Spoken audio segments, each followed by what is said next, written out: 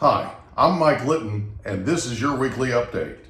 So if we go back to last month, we're going to look at what last month's year-over-year numbers and this month's year-over-year numbers are. They just came out. They literally were just released. So our new listings last month were down 30.8%. Last month, they were down 20.6%. So obviously an improvement. Closed sales were down 30.4% versus down 11%. So obviously another improvement. So the top one is September, if you remember, and the bottom one is October, which is the report that just came out. Next is median sales price, up 10.1% last month year over year, up 9.3% this month year over year. So there's a little bit of a weakness there. So we went from 999,000 to 964,000. So there was a bit of a drop median sales price wise across the county.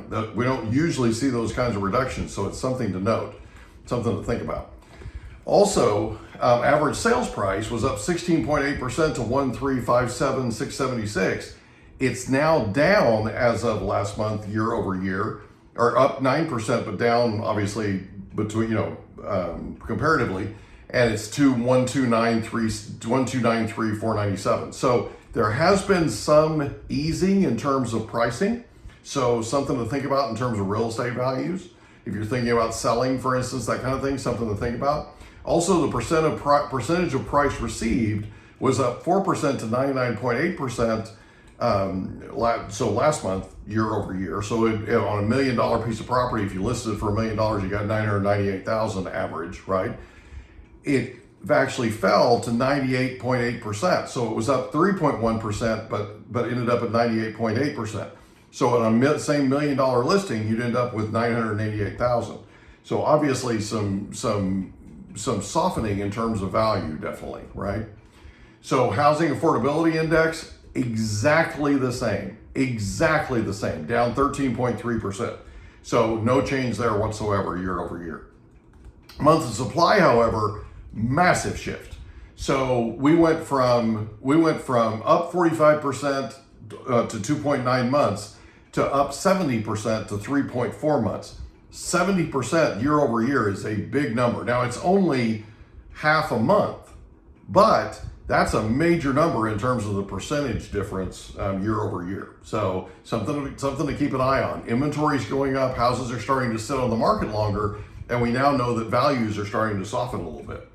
So this is, if you remember, this is the historical, going all the way back to the 80s. This is the historical, or before the 80s, pardon me, back to the 70s. This is a historical chart for interest rates. So it starts back here in the 70s and goes all the way up. That's the 80s right there. That's early 80s, if you will. And then it starts to come back down and it trends this way, right? Here's the one for last year that you've seen, that for the last 12 months that I've shown you before. And then here's what the last 30 days look like. So look at that number. So this right here is going up. This is 8%. It dropped precipitously on Friday to 7.5%. Now there's a number of reasons why. We had a major rally on the bond market.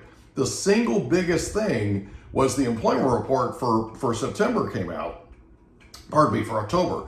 The employment report for October came out, and that employment report for October was showing that it came in way less than expected. They only produced 150,000 non-farm payroll jobs, and the other 2 months prior had been revised downwards. So this is something to think about in terms of the employment market starting to soften, and there's now starting to be a lot greater chance that we're actually going to see interest rates drop, or that the Federal Reserve will ease interest rates towards the middle of 2024. In fact, there are lenders out there that are saying that 30-year fixed rates are going to be dropping precipitously by the first half, or by the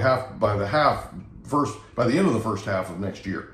So June, July 2024 timeframe. So just something to think about. Interest rates dropped from 8 to 7.5% in a couple of days, and that basically on a $500,000 mortgage, to give you some context, is $196 a month savings.